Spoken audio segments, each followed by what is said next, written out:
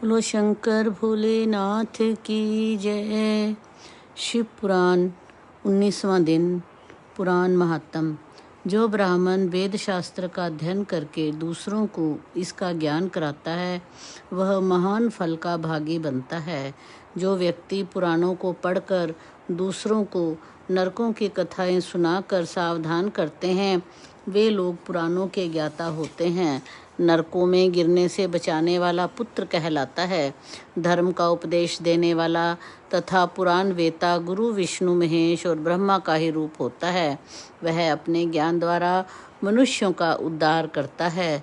श्रेष्ठ पुराण वेता व्यक्ति को धन अन्न भूमि स्वर्ण गो रथ वाहन घोड़ा हाथी वस्त्र और आभूषण प्रदान करने से मनवांछित सुख प्राप्त होता है और अश्वमेघ यज्ञ का फल प्राप्त होता है। अनाज उत्पन्न करने वाला उत्तम खेत दान करने से 10 पहली और 10 पिछली पीढ़ियां तर जाती हैं। जो व्यक्ति शिवालय और विष्णु मंदिर में पौराणिक कथाएं करवाते हैं वे राजसूय यज्ञ और अश्वमेघ यज्ञ आदि पुण्य प्राप्त कर सूर्य लोक में पहुंच जाते हैं। देवताओं के सामने पौराणिक कथा कहने से 1000 गुना पुण्य मिलता है। मोक्ष की प्राप्ति करने की इच्छा रखने वाले को शिव पुराण की कथा श्रद्धा पूर्वक सुननी चाहिए। यदि लगातार कथा को सुनना संभव नहीं हो तो प्रतिदिन 2 घड़ी बैठकर ही कथा सुननी चाहिए। यदि यह भी संभव ना हो तो महीने में 1 बार तो कथा अवश्य सुननी चाहिए। ज्ञान प्राप्ति के लिए लगातार योग शास्त्रों का अध्ययन करना चाहिए।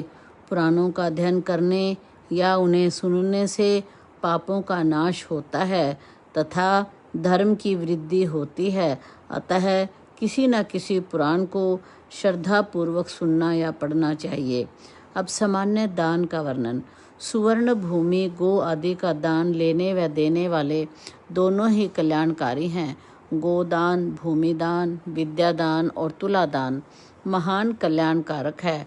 वाचकों को श्रद्धा के साथ गाय अन्न भोजन वस्त्र छाता जूते आदि का दान अवश्य देना चाहिए। ब्राह्मण को और दीन व्यक्तियों को उदारता से दान देने से परम कल्याण होता है।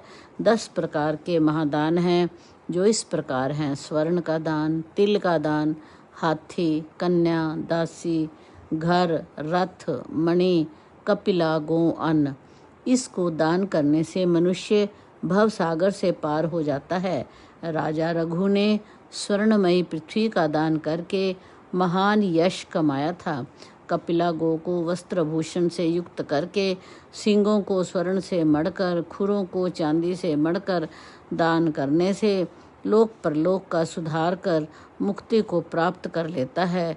इसकी गिनती सर्वोत्तम दानों में की जाती है। घर की सबसे प्रिय चीज का दान सबसे उत्तम है।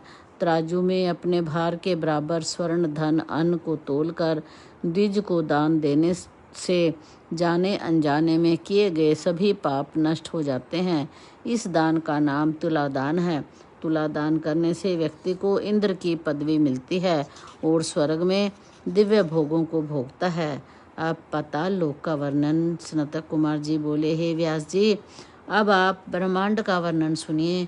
ब्रह्मांड जल के ऊपर स्थित है।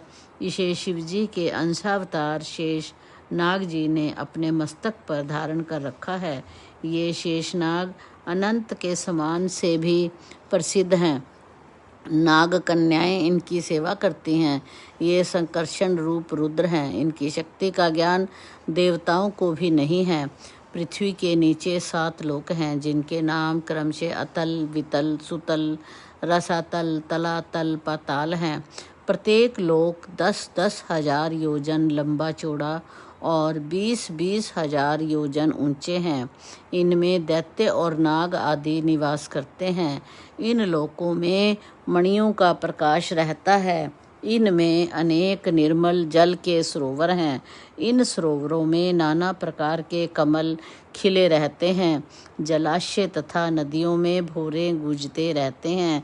देव कन्या और नाग कन्याएं उबटन स्नान वेणु वादन, वीणा की झंकार आदि से लगातार विलास में व्यस्त रहते हैं।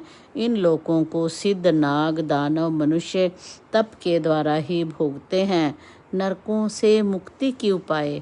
स्नातक कुमार जी बोले, रौरव, शूकर, महाज्वाला, तप्त कुंड, लवण, लोहित, अस्पत्र वर्ण, वैतरणी, बाला, भक्ष, साल, भूत, महारौरव आदि नरकों में मनुष्य नाना प्रकार से क्लेश पाकर अपने अपने पापों को भोगते हैं। यहाँ व्यक्ति अनेकों यातनाएं पाते हैं। असंख्य नरक हैं जिनमें पापी अपने कर्मों के अनुसार यातनाएं भोगते हैं। बड़े बड़े पाप प्रायश्चित से दूर किए जाते हैं। ये प्रायश्चित अनेक प्रकार के हैं। इनमें सबसे उत्तम प्रायश्चित तो भगवान भोलेनाथ का नाम है। पाप दुखदाई और पुण्य सुख देने वाला होता है। वास्तव में सच्चा सुखदाता संसार में कोई नहीं है। सुख दुख सभी मन की कल्पना है। ब्रह्म ज्ञान को प्राप्त करना ही परम श्रेष्ठकर है। शिवत्व की प्राप्ति से ही मनुष्य को पाप पुण्य नहीं लगते। अतः नरकों से बचने का सर्वोत्तम उपाय शिवजी की आराधना करना है। इससे ही मुक्ति मिलती है। जम्बू, प्लक्ष, शालमली, कुश, क्रोंच, शरक, पुष्कर नाम के ये 7 द्वीप हैं। इनके चारों ओर 7 समुद्र हैं जो क्रमशः क्षार, जल, ईख के रस, घी, दूध, दही, मधुर बल से परिपूर्ण हैं। सुमेरु पहाड़ बीच में है। यह पहाड़ 64 कोस तक फैला हुआ है। यह 336 कोस ऊंचा है। इसके दक्षिण में इंद्रकूट नामक पर्वत है। ये सभी पहाड़ 40-40 हजार कोस के विस्तार में फैले हुए हैं। 40,000 कोस के विस्तार में भारतवर्ष स्थित है, जिसमें सुमेरु के दक्षिण में हर्ष पर्वत है, उत्तर में रम्यक है और इसके नज़दीक ही हिरण्य में है। उत्तर में कुरव देश है। ये सभी 9,000 योजन के परिमाण वाले हैं। बीच में इलाव्रत पर्वत है। पूर्व में मंदराचल तथा दक्षिण में गंधमाधन पर्वत, पश्चिम में विपुल, उत्तर में सुपार्श्व पर्वत शिखरों के साथ इलावृत के सहित मेरू से मिलते हैं। जम्बू द्वीप, यह भारतवर्ष के दक्षिण में 100 योजन का है। यह समुद्र से उत्तर की ओर तथा हिमालय से दक्षिण की ओर स्थित है। इसे कर्म भूमि कहते हैं। यहाँ प्राणी स्वर्ग और नरक का फल पाता है। इस द्वीप के 9 खंड हैं। इंद्रधुमन, कसेरु, ताम्रवरण, गभास्मिन, नागद्वीप, सौम्य, गंधर्व, वरुण नामक 8 खंड हैं। 9वां भारत खंड है। इसके उत्तर में ऋषि मुनियों का निवास, दक्षिण में यवन, पूर्व में किरात हैं। यहाँ पर ब्राह्मण, क्षत्रिय, वैश्य, शूद्र जाति के मनुष्य रहते हैं। ये सभी तरह के युद्ध, व्यापार, सेवा आदि में सक्षम होते हैं। पुष्कर द्वीप, यह द्वीप मधुर जल वाले सागर से घिरा है तथा पूर्व के द्वीप से दुगना बड़ा है। यहाँ एक पर्वत है जिसका नाम मानस पर्वत है, जहाँ जरा, रोग, शोक आदि बंधन नहीं है। यहाँ के निवासियों की आयु 10,000 वर्ष तक होती है तथा वे सत्यवादी होते हैं। यहाँ प्रजापति ब्रह्मा जी निवास करते हैं। देवता, दैत्य आदि सभी ब्रह्मा जी की पूजा करते हैं। यहाँ के निवासियों को समय के अनुसार अपने आप ही भोजन मिल जाता है। यहाँ पर पृथ्वी स्वर्णमयी है। इससे आगे मनुष्यों के लिए और कोई लोक नहीं है। राशि, ग्रह मंडल और लोकों का वर्णन। जिस स्थान पर सूर्य चंद्रमा का प्रकाश पड़ता है उसे भूलोक कहते हैं।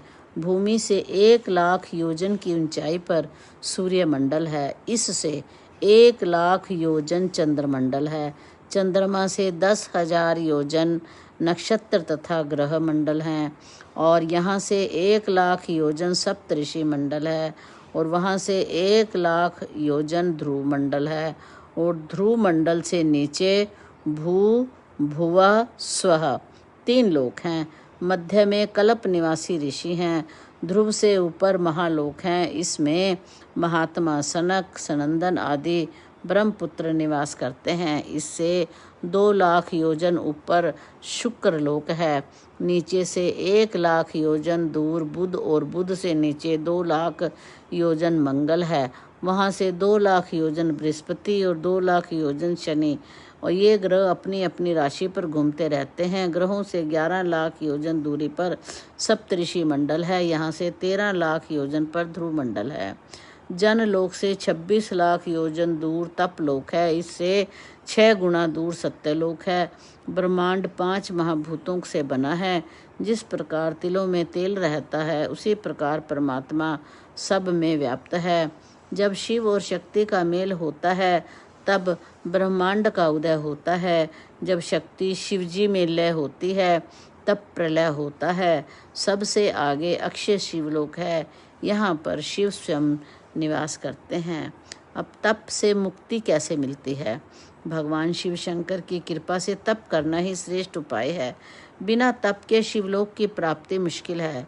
शिव भक्त शिवजी की तपस्या करके उनके लोक को प्राप्त करते हैं। तपस्या ही परम पवित्र साधन है। सभी ऋषि मुनि देवता तपस्या करते हैं। ब्रह्मा विष्णु शिवजी भी तप करते रहते हैं। सात्विक, राजस, तामस 3 प्रकार के तप हैं। राक्षस और पापात्मा व्यक्ति तामसी तप करते हैं। जिस तप को निष्काम होकर किया जाए, वही लोक परलोक में फल देता है। किसी कामना से तप करना राजसी तप है। सिद्धि के लिए तप करना तामसी तप है। अतः शुभ कर्म करके शुभ पर्वों के दिन जाप, हवन, तप करना, कुआं, धर्मशाला आदि का निर्माण करवाना उत्तम रहता है। इन्हें करके प्राणायाम पूर्वक शिव भक्ति करना ही सबसे उत्तम तप है। स्त्री शैया, मिथ्या पदार्थ, वस्त्र, भूषण, धूप, तांबूल आदि राजाओं के वैभव हैं। स्वर्ण, सुंदर भवन, रतन, नृत्य, गान, आभूषण, शंख, वीणा, मृदंग, हाथी, छत्र, चमर, ये सब भोग की श्रेणी में आते हैं। इससे मोहित होकर मनुष्य चराचर योनियों में कष्ट उठाता है। मनुष्य योनि में ब्राह्मण जन्म परम दुर्लभ है। जो व्यक्ति ब्राह्मण होकर अपना उद्धार करने में असमर्थ है, उसके समान मूर्ख इस संसार में और कोई नहीं है। भारतवर्ष की भूमि कर्म और फल भूमि कही गई है। यहाँ उत्पन्न होकर मनुष्य शुभ कर्म कर सकता है, तभी उसे स्वर्ग आदि के भोग मिलते हैं। वृद्धावस्था आने तक शरीर कृश हो जाता है, अतः पहले ही हमें सावधान रहने की आवश्यकता है। वृद्धावस्था में तप करना उत्तम है। निरंतर पुण्य, कर्म, दान आदि के द्वारा मनुष्य को अपना लक्ष्य तय करना चाहिए, नहीं तो यमराज के यहाँ रोते चिल्लाते तरह तरह के कष्ट भोगने पड़ते हैं। जो व्यक्ति सब प्रकार से शिवजी की शरण में चले जाते हैं, वे जल में कमल की तरह सभी पापों से अलग रहते हैं। इसलिए शिवजी का नाम ही संसार के भय से मुक्ति दिलाने वाला परम कल्याणकारी है। गर्भ में स्थित देह तथा वैराग्य क्या होता है? व्यास जी स्नातक कुमार से बोले, अब आप देह की जो गर्भ स्थित होती है, जीव की वैराग्य कैसे होता है, ये बताने की कृपा करें। स्नातक कुमार जी ने बताया, शरीर में भोजन का रस रूप तो सारे शरीर में नाड़ियों के द्वारा प्रविष्ट हो जाता है। इसमें से मैल नेत्र, कान, आँख, दंत, लिंग, गुदा, मूत्राशय, कफ आदि के द्वारा बाहर निकलता है। समस्त नाड़ियां हृदय से जुड़ी हुई हैं, उनके द्वारा ही समस्त शरीर में रस पहुंचता है। वही रस आत्मा में परिपक्व होकर त्वचा बनकर समस्त शरीर में लिपट जाता है। फिर रक्त बनता है। इसके पश्चात रोम, बाल, स्नायु, अस्थि, मज्जा, नख आदि उत्पन्न होते हैं। अन्न के द्वारा वीर्य शुद्ध होकर स्त्री के गर्भाशय में ऋतुकाल में प्रविष्ट होता है, उसी से शरीर बनता है। 1 दिन में वह वीर्य कलिल कहलाता है, 5 दिन में बबूला बन जाता है, 7 रात्रि में मांस पिंड बनता है, 2 महीने में कंधा, ग्रीवा, पीठ, पेट, छाती आदि बनते हैं, 3रे महीने में संधियां, उंगलियां, 5वें महीने में मुख, 6ठे में नासिका, कानों के छिद्र, दांत एवं गुहिया आदि का निर्माण होता है, 7वें महीने में उपथ्य, गुदा आदि का निर्माण होता है। इस प्रकार जीव अंग प्रत्यंगों से परिपूर्ण होकर माता के द्वारा भोजन करने पर उसके रस से पलता है। वह अपनी आत्मा के उद्धार के लिए पूर्व जन्मों का स्मरण करके भगवान से प्रार्थना करता है। सैकड़ों सुइयों के चुभने से जो कष्ट होता है, वही कष्ट उसे गर्भ में होता है। गर्भ के समान कोई और दुख नहीं है। वह बालक गर्भ में विष्ठा और मल के गर्त में पड़ा रहता है। इस प्रकार जीव की गर्भ में स्थिति होती है। यह शरीर रज और वीर्य के मल से बनता है। वह गर्भ में विष्ठा में रहता है। इससे वह अपवित्र रहता है। इसे चाहे कितने ही कुशाओं के जल पंचगव्य से शुद्ध करो, परंतु कभी शुद्ध नहीं होता। जैसे काली वस्तु कभी सफ़ेद नहीं हो सकती।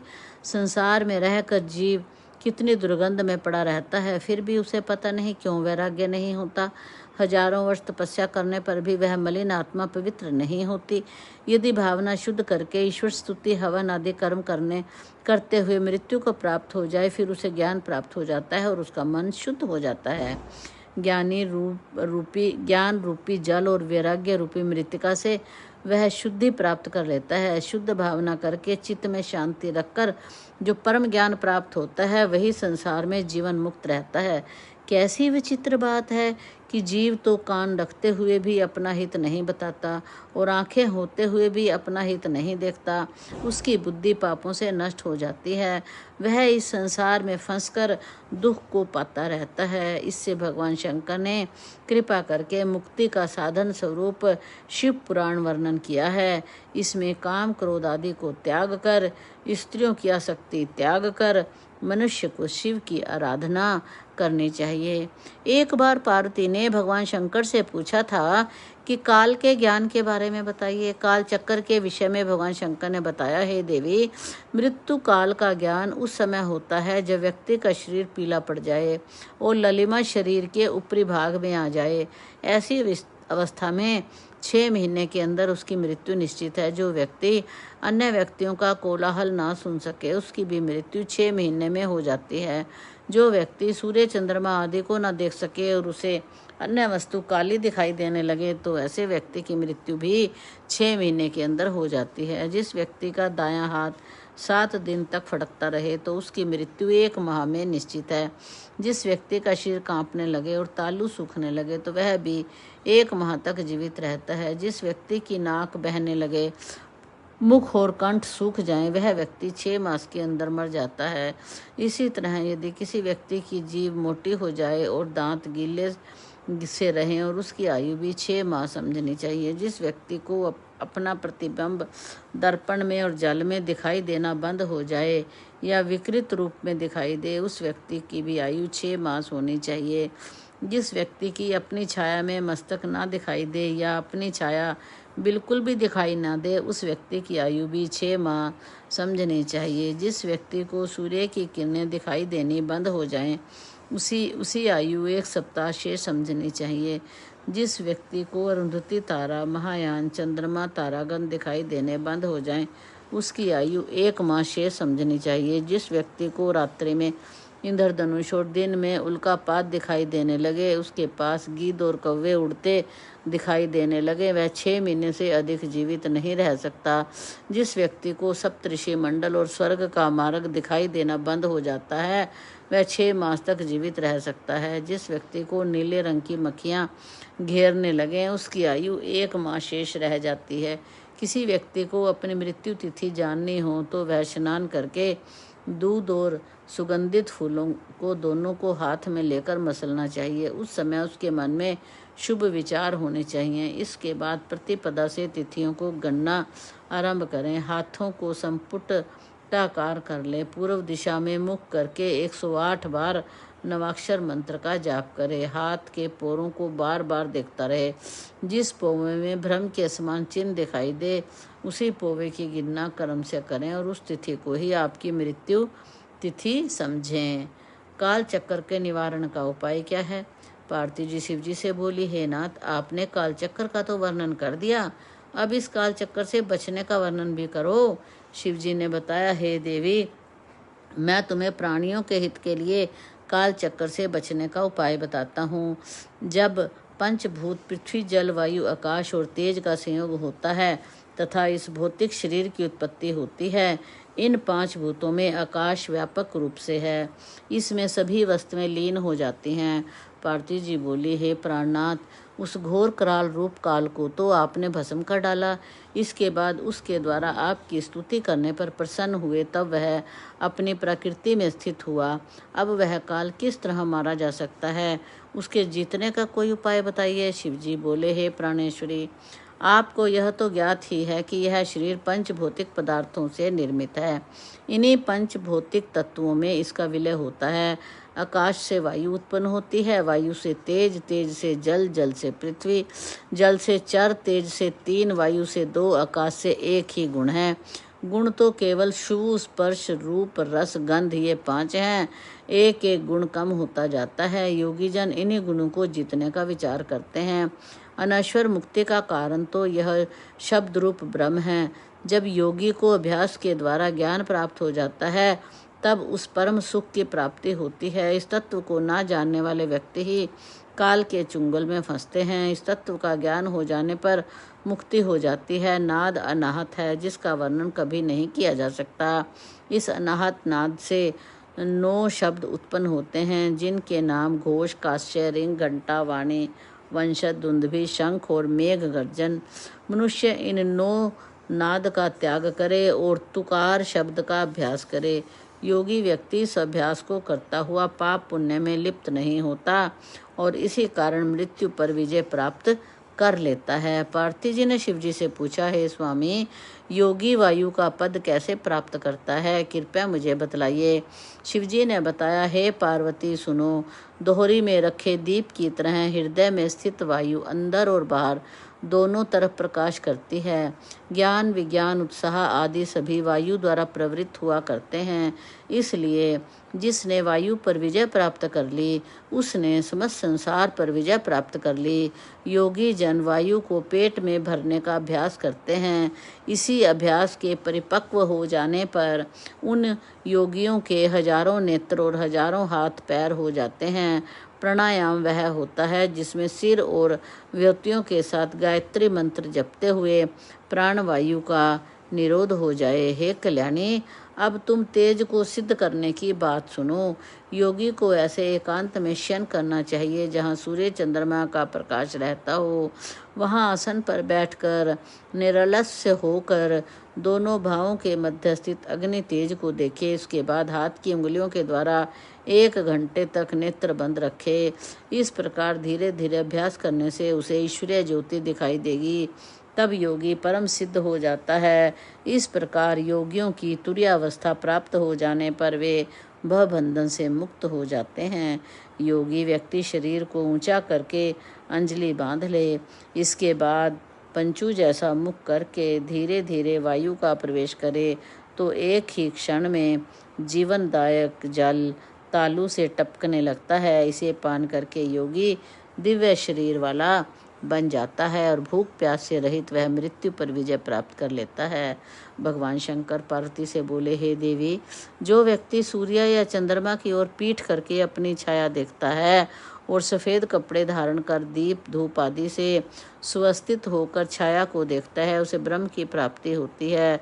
छाया को देखते समय ओम नमो भगवते रुद्राय मंत्र का जाप करना चाहिए। वह ब्रह्म हत्या का पाप से भी छुड़वा देता है। यदि उसे छाया बिना मस्तक दिखे तो 6 महीने के अंदर उसकी मृत्यु हो जाएगी। यदि उसका शुक्ल वर्ण हो तो धर्म की वृद्धि होती है, रक्त वर्ण हो बंधन और पीला वर्ण हो तो शत्रु समझो। यदि छाया बिना नाक के हो तो मृत्यु बंधु की या भूख का डर होता है। यदि छाया में कटी ना हो तो पत्नी की मृत्यु और पैर ना हो तो बिछोह होता है। छाया देखते समय 1 वर्ष तक नवाक्षर मंत्र का जप करता रहे, सभी सिद्धियों की प्राप्ति हो जाती है। हे पार्वती, अब द्विजों के सिर पर रहने वाली परम गुह्य खेचरी विद्या को भी सुनो। यह दृश्य निश्चला सनातनी बिंदु भागालनी है। वेद भी इसकी स्तुति करते हैं। योगी जन इसकी मलिनी विद्या के दर्शन में सफल होते हैं। योग के द्वारा सभी सिद्धियां प्राप्त हो जाती हैं तथा अभ्यास के द्वारा ज्ञान और मोक्ष की प्राप्ति होती है। कल हम सुनेंगे सृष्टि का वर्णन। बोलो शंकर भगवान की जय।